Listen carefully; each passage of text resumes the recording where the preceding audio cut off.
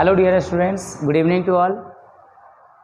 Dear students, आज हम लोग अपने इस केमिस्ट्री विद उपाध्याय सर के शो में आज हम लोग ऑर्गेनिक केमिस्ट्री की बात करेंगे। जैसा कि स्टूडेंट्स बहुत सारे ऐसे सेकेंड ईयर और फर्स्ट ईयर के स्टूडेंट्सों को बच्चों को ये पता होता है, बच्चों को ऐसा बता दिया जाता है कि ऑर्गेनिक केमिस्ट्री कितनी हार्ड है, बहुत हार्ड है। लेकिन बाबू ऑर्गेनिक केमिस्ट्री एकदम इजी है। ये कैसे हम लोग करेंगे इसकी बात मैं आपको बताऊंगा। सो आज आप सभी मेरे साथ इस लाइव प्रोग्राम को, इस क्लास को अच्छे से आप सीक्वेंस में करेंगे। आप सभी का हमारे केमिस्ट्री विद उपाध्याय सर के इस प्रोग्राम में वेलकम है। मैं आप सभी का स्वागत करता हूं।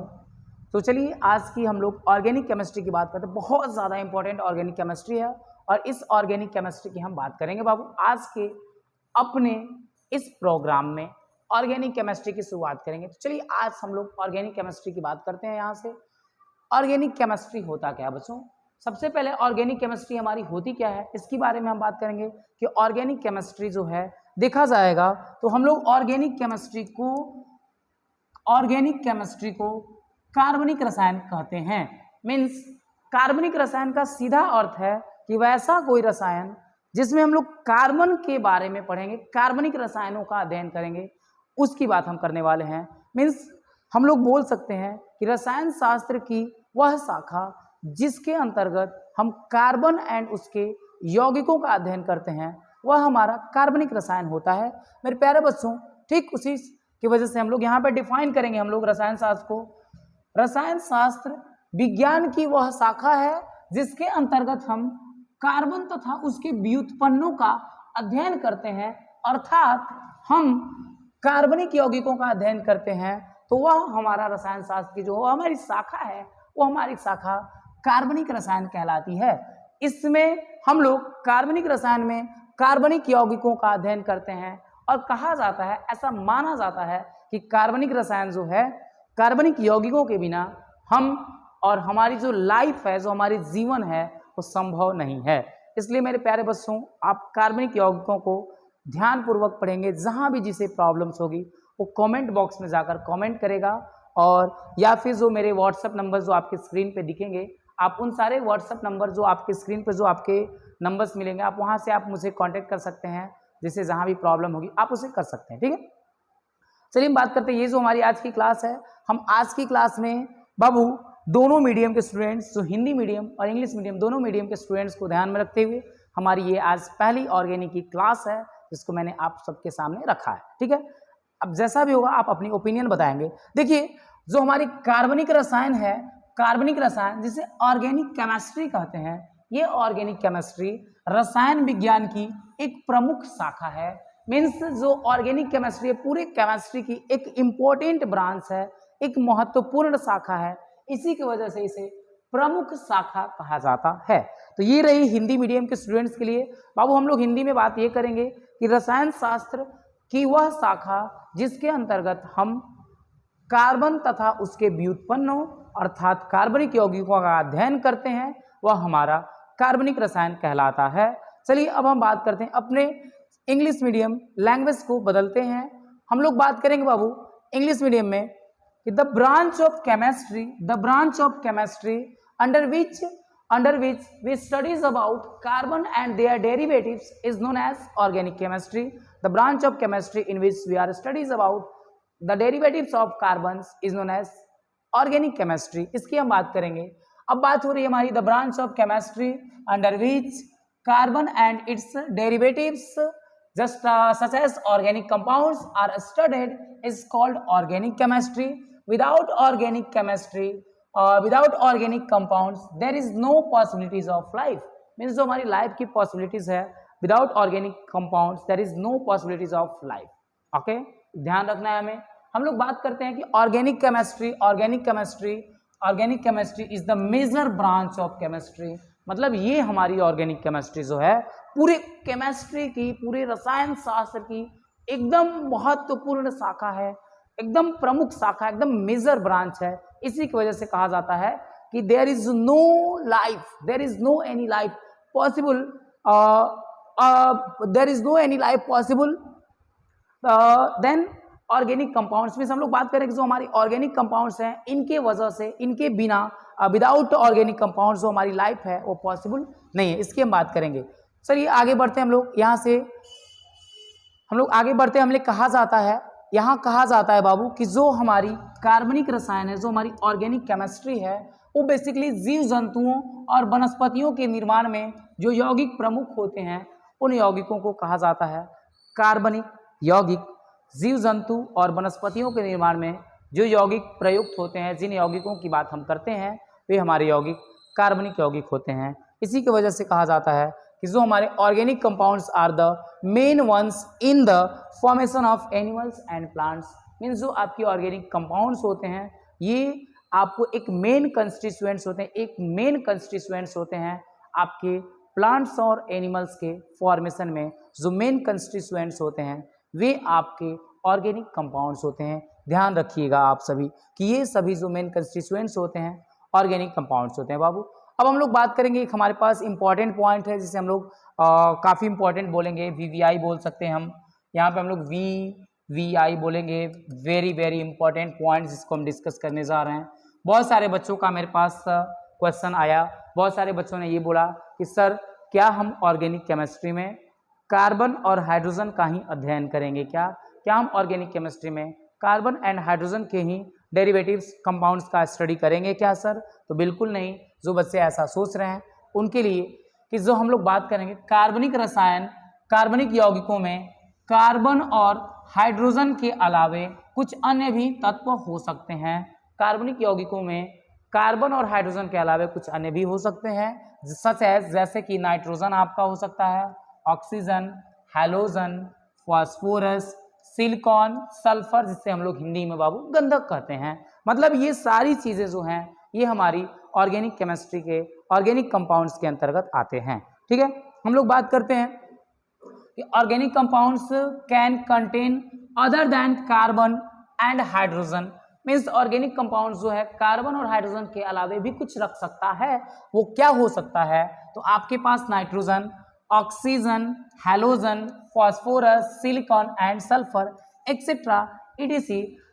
इसलिए हम लोग बोल सकते हैं कि organic compound contains carbon and hydrogen other than some other elements just like nitrogen, phosphorus, silicon and other so many elements are contained in organic compounds. ठीक है बच्चों, जैसा कि हम लोग बात करें कि जो हमारे कार्बनिक यौगिक होते हैं, कार्बनिक यौगिकों में जो आपके कार्बनिक यौगिकों में जो हम लोग बात करते हैं, ये कार्बन हाइड्रोजन के अलावे कुछ अन्य भी तत्व शामिल होते हैं जिसके नाम हमने स्क्रीन पे दे रखे हैं। हम लोग इसकी बात कर रखे हैं। और जो बच्चे आप सभी ध्यान से एक चीज़ केयरफुली ध्यान रखें इस चीज़ का कि आप मेरे साथ साथ नोट्स बनाते चलेंगे ऑर्गेनिक केमिस्ट्री की, क्योंकि ये जस्ट आपकी आज पहली क्लास है। ये जस्ट ऐसी मान लिया जाए कि हमारी एक आज की ट्रायल क्लास है, जो आज पहली बार उपाध्याय सर अपनी डिजिटल बोर्ड पे आज आपकी क्लास ले रहे हैं। राइट, ये हमारी आज की पहली क्लास है।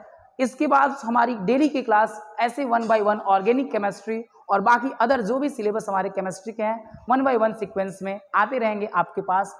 ठीक है, तो आप सभी अपने नोट्स को साथ में कंप्लीट करते रहेंगे, या फिर आप चाहे तो स्क्रीनशॉट वगैरह भी लेकर के अपनी क्लासेस को कंटिन्यू करेंगे। बाद में जैसे जैसे आपको टाइम मिलेगा या जैसे जैसे आप चीज़ें देखेंगे उसके अकॉर्डिंगली आप अपने नोट्स को कवर करेंगे, प्रिपेयर करेंगे। ओके, चलिए हम लोग अब बात करते बाबू हिस्ट्री ऑफ ऑर्गेनिक केमिस्ट्री की बात करने जा रहे हैं हम आज।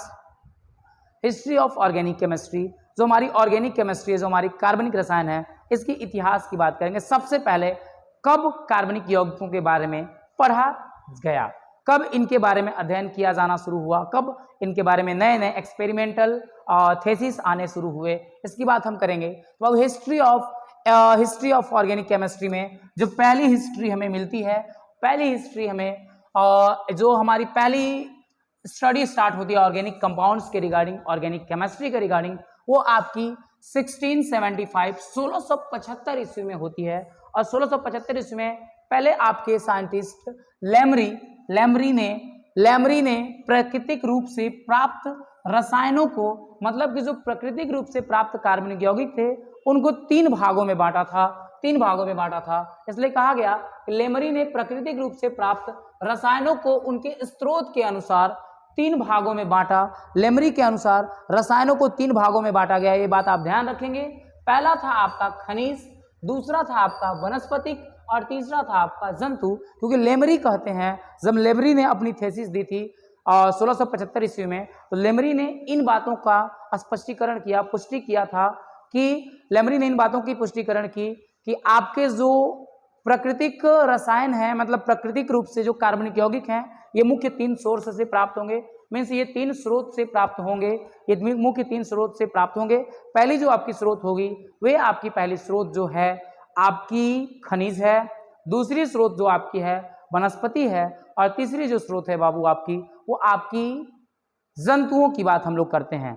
ठीक है, अब आते हम लोग थोड़ी सी अपने इंग्लिश मीडियम के बच्चों के लिए लैंग्वेज चेंज की जाती है। अब देखिए बाबू हम लोग बात करेंगे कि in 1675 Lemery divided naturally occurring chemicals. In 1675 Lemery divided naturally occurring substances, naturally occurring chemicals into 3 parts according to their source.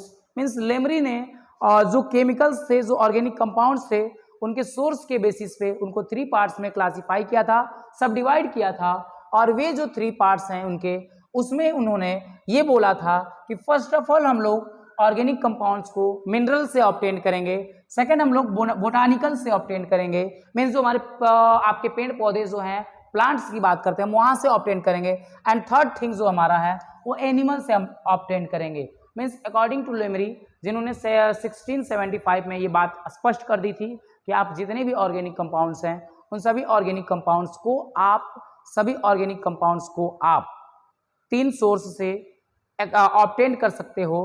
पहली जो आपकी सोर्स है वो आपकी पहली सोर्स मिनरल्स है, दूसरी सोर्स जो आपकी है बोटानिकल, जिसे हम लोग प्लांट्स भी बोल सकते हैं, जो प्लांट रिलेटेड जो कंपाउंड्स होते हैं वो बोटानिकल सोर्स माने जाते हैं, एंड थर्ड जो होता है आपका एनिमल्स की बात करते हैं। मीन्स हम लोग बोल सकते हैं कि लिविंग बींग्स की बात की जा रही है यहाँ पे, तो ये लेमरी के द्वारा कही गई थी।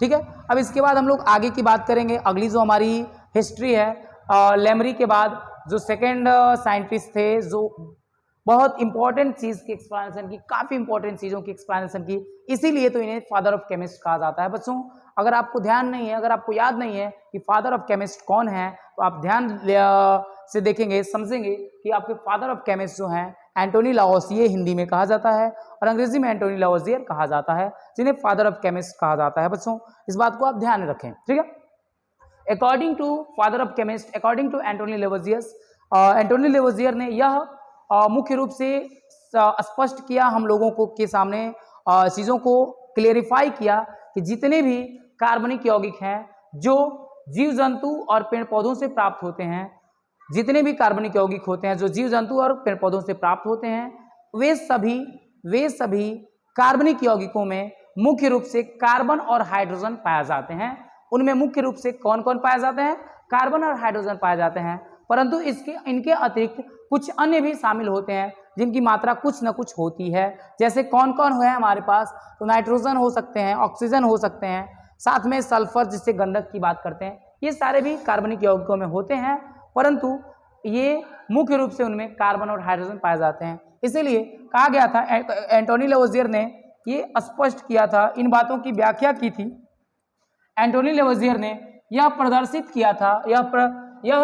प्रदर्शित किया कि वनस्पतियों एवं जंतुओं से प्राप्त सभी उत्पाद मुख्यतः कार्बन और हाइड्रोजन से बने होते हैं, एवं इसके अलावे कुछ अन्य तत्व भी शामिल होते हैं जिन्हें नाइट्रोजन, ऑक्सीजन और गंधक की कहा जाता है। मतलब इनकी भी मात्रा कुछ न कुछ उसमें होती है। तो ये हमारे जो होते हैं, ये हमारे कार्बनिक यौगिकों में ही आते हैं। अब हम लोग बात करते हैं अपने अंग्रेजी डेफिनेशन की। इस अंग्रेजी डेफिनेशन में हम लोग बात करेंगे, थोड़ी सी ये हो गई है, इसको हम लोग क्लियर कर रहे हैं, देन आगे बढ़ेंगे हम लोग। बाबू देखिए, अकॉर्डिंग टू एंटोनी लावोसियर, अगर हम बात कर रहे हैं अपने अंग्रेजी डेफिनेशन की, इंग्लिश मीडियम के जो हमारे बच्चे साथ में जुड़े हैं, इन सभी बच्चों की अगर हम बात कर रहे हैं अंग्रेजी मीडियम वाले बच्चों की, तो अब हम लोग बात करेंगे कि according to Antoine Lavoisier demonstrated that all the products obtained from plants and animals are mainly composed of carbon and hydrogen. Means Antoine Lavoisier ने ये पहले बता रखा था, पहले क्लियर कर दिया था कि जितने भी आपके ऑर्गेनिक कंपाउंड्स है जो प्लांट्स और एनिमल्स से एक्सट्रैक्ट होते हैं, जो ऑब्टेन्ड होते हैं, उनमें मेनली मुख्य रूप से जो कंस्टिट्यूएंट होता है आपका, वो आपका कंस्टिट्यूएंट जो होता है कार्बन और हाइड्रोजन होता है, जिसकी हम बात करने वाले हैं। एंड अदर देन उन्होंने बोला था कि apart from this some also contain nitrogen, oxygen and sulphur etcetera in small amounts. Means उन्होंने ये बातें बताई थी कि आपके जो प्लांट्स और एनिमल्स जो सोर्स है जहाँ से ऑब्टेन्ड आपके ऑर्गेनिक कंपाउंड्स होते हैं, उन सभी ऑर्गेनिक कंपाउंड्स में मेनली जो आपके कंस्टिट्यूएंट कंपोनेंट्स होते हैं वे कार्बन और हाइड्रोजन होते हैं। लेकिन इसके अलावे जो आपके कुछ और भी कंस्टिट्यूएंट्स हैं just like nitrogen, oxygen, phosphorus, sulphur, ये सभी भी होते हैं ऑर्गेनिक कंपाउंड्स में, लेकिन इनमें इनकी जो अमाउंट होती है स्मॉल एक्सटेंट मीन्स कम मात्रा में होते हैं, लेकिन ये होते हैं ऑर्गेनिक कंपाउंड्स में। ऐसी एक्सप्लेनेशन एंटोनी लेवोजियर जो फादर ऑफ केमिस्ट थे, इन्होंने आपको 1784 में ये एक्सप्लेनेशन रिगार्डिंग ऑर्गेनिक कंपाउंड्स हम लोगों के सामने रखा था, हम लोगों के सामने दिया था। तो ये चीजें हैं जो एकदम बारीकी से ऑर्गेनिक केमिस्ट्री के एकदम हम लोग बेसिक जो इसके जड़ से घुस करके ऑर्गेनिक केमिस्ट्री की हम लोग खबर लेकर के आए हैं आपके लिए। हम यहाँ बात कर रहे हैं आपके लिए आपके अपने चैनल इट्स केमिस्ट्री, या आप अगर हमारे लोकेलिटी या आप अगर हमारे लोकेलिटी भभुआ या अदर जहाँ से भी हो, अगर आप यूट्यूब पे चाहते हैं कि आप कैसे आपको पता चले, तो आप कहीं भी उपाध्याय सर केमिस्ट्री आप सर्च करोगे या उपाध्याय सर भभुआ सर्च करो, आपको मेरी जो पूरी डिटेल है आपके सामने आ जाएगी। और आपको अगर ये सारी जो क्लासेस हैं अगर लगती है कि नहीं आपके लिए ये क्लासेस बेस्ट हो रही हैं, आपके लिए सर अपनी पूरी जान लगा रहे हैं, तो आप चैनल को सब्सक्राइब कर सकते हैं और वीडियोस को लाइक कर सकते हैं। अगर आपको लगता है कि नहीं ये हमारे लिए ऐसा कुछ नहीं है, मेरे लिए ये हेल्पफुल नहीं हो रहा है, देन आप डिसलाइक मारो और आगे बढ़ जाओ। मुझे यहाँ वैसे लोगों की कोई ये नहीं है जो कि बस नाम के लिए बस सब्सक्राइब करो, ऐसी मैं कभी आपको नहीं बोलूँगा। आपको अगर लगता है कि नहीं ये आपके लिए यूजफुल है, देन सब्सक्राइब करो, लाइक करो और अपने और भी जो फ्रेंड्स हैं उनको भी शेयर करो। ये सारी चीज़ों को आप अपने से और अपने फ्रेंड्स में शेयर करके सबके साथ पढ़ो। अगर आपके लिए यूजफुल नहीं है देन आप यहाँ से डिसलाइक करो और आप आगे बढ़ो, ठीक है। चलिए बच्चों हम आगे बात करते हैं, अपने अगले टॉपिक की बात करते हैं। हमारी जो अगली टॉपिक है जिसकी हम बात करने जा रहे हैं, बाबू जो हमारे नेक्स्ट जो साइंटिस्ट थे जिन्होंने ऑर्गेनिक और इनऑर्गेनिक कंपाउंड्स के बेसिस पे जो आपकी एक्सप्लेनेशन की थी, जो हमारी हिस्ट्री की अगर हम बात करते हैं तो यहाँ से जो आई हमारी हिस्ट्री, तो नेक्स्ट थे हमारे अपने 1807 में एक साइंटिस्ट थे बर्जीलियस, जिन्होंने जो केमिकल्स हैं, जो हमारे रसायन हैं, जो हमारे कार्बनिक पदार्थ हैं, मतलब कार्बनिक पदार्थ तो नहीं कह सकते हम यहाँ पे क्योंकि बर्जीलियस ने कार्बनिक पदार्थ के लिए नहीं, वो सब के लिए बात की थी। बर्जीलियस ने ये स्पष्ट किया था कि जितने भी पदार्थ होते हैं उनको दो वर्गों में बांट दिया, एक को कार्बनिक कह दिया और दूसरे को अकार्बनिक कह दिया। कार्बनिक का मतलब ऑर्गेनिक और अकार्बनिक का मतलब इनऑर्गेनिक। बर्जीलियस ने कहा था कि जितने भी कार्बनिक पदार्थ हैं, कार्बनिक यौगिक हैं, ये सारे के सारे कार्बनिक यौगिक सजीव स्रोत से प्राप्त होते हैं। बर्जीलियस ने इन बातों के स्पष्टीकरण की, इन बातों की पुष्टिकरण की कि जितने भी कार्बनिक पदार्थ होते हैं ये सारे के सारे कार्बनिक पदार्थ आपके जो है सजीव प्राणियों से, सजीव वस्तुओं से प्राप्त होते हैं, लिविंग थिंग्स से प्राप्त होते हैं। जबकि जितने भी अकार्बनिक पदार्थ होते हैं ये सारे के सारे अकार्बनिक पदार्थ जो हैं आपके निर्जीव स्रोत से प्राप्त किए जाते हैं। इसीलिए बर्जीलियस कहते हैं, बर्जीलियस क्या कहते हैं भाई, आइए हम लोग देखते हैं अपने स्क्रीन पे। बर्जीलियस ने रसायनों को दो भागों में बांटा। पहला जो था आपका कार्बनिक, जिसे हम ऑर्गेनिक कहते हैं, जो जंतुओं तथा पेड़ पौधों से प्राप्त होते हैं उन्हें कार्बनिक कहा जाता है, उन्हें ऑर्गेनिक कहा जाता है। और जो आपके अकार्बनिक होते हैं उन्हें इनऑर्गेनिक कहते हैं। जो निर्जीव पदार्थों से प्राप्त किए जाते हैं वे अकार्बनिक होते हैं। ऐसी बातें हम लोगों को बर्जीलियस ने बताई। बर्जीलियस के अकॉर्डिंगली ये एक्सप्लेनेशन रही। अब आते हैं हम लोग अंग्रेजी मीडियम, जो हमारे इंग्लिश मीडियम के स्टूडेंट्स कुछ हमारे साथ जुड़े हैं उनकी बात हम कर लेते हैं थोड़ी सी अपने यहाँ। तो यहाँ बाबू हम लोग बात करेंगे तो हम लोग बोलेंगे कि यहाँ से हम लोग बात करेंगे कि अकॉर्डिंग टू बर्जीलियस, जैसा कि आप ऊपर देख ही चुके हैं कि ये जो बर्जीलियस की कंक्लूजन थी, जो एक्सप्लेनेशन थी वो 1807 में आई थी। और बर्जीलियस ने ये कहा था, Berzelius divided chemicals into two parts. Berzelius divided chemicals into two parts. First is organic and second is inorganic. First is organic and second is inorganic. Organic की बात बर्जीलियस ने बताई, तो बर्जीलियस ने ये एक्सप्लेन किया कि those obtained from animals and plants is known as organic compounds. Means those animals which are obtained from plants and animals is known as organic compounds, and those animals and those compounds which do not obtained from plants and animals is known as inorganic compounds. या हम लोग बोल सकते हैं दूसरे language में कि those compounds which are obtained from non living things that is known as inorganic compounds. तो ये बातें हम लोगों के सामने बर्जिलियस ने बताई थी, बर्जिलियस ने बता रखा था। इसके बाद बाबू हम लोग बात करेंगे, इसके बाद हम लोग बात करेंगे 1816 में एक आपके साइंटिस्ट थे जिनका नाम था माइकल इंजिन सैब्रूल। इन्होंने माइकल इंजिन सैब्रूल ने क्या एक्सप्लेनेशन दी थी अबाउट ऑर्गेनिक केमिस्ट्री, अबाउट कार्बनिक यौगिक। तो उन्होंने ये कहा था कि माइकल इंजिन सैब्रूल ने विभिन्न स्रोतों से प्राप्त वसा अम्लों, मीन्स जो फैटी एसिड होता है, जो फैटी एसिड्स की हम बात करते हैं, वसा अम्लों तथा यहाँ तो छूट गया है बच्चों, यहाँ थोड़ी सी एक मिस प्रिंटिंग है जिससे यहाँ पे मैं बना देता हूँ आपके लिए। हम लोग बात करेंगे यहाँ तथा, ठीक है। विभिन्न क्षारों द्वारा कई तरह के साबुन बनाए जाते हैं। मतलब जो यहाँ हम लोग बात कर रहे हैं माइकल इंजिन सैब्रूल की, ये आपके माइकल इंजिन सैब्रूल जो थे, इन्होंने फैटी एसिड्स और अलग अलग जो हमारे बेसिस हैं जिन्हें हम क्षार कहते हैं, इनको मिक्स करके जो इनके संश्लेषण से, सिंथेसाइजेशन से इन्होंने कुछ अलग अलग वेराइटीज़ के सॉप का फॉर्मेशन किया, कुछ अलग अलग वेराइटीज़ के साबुन बनाए गए यहाँ से।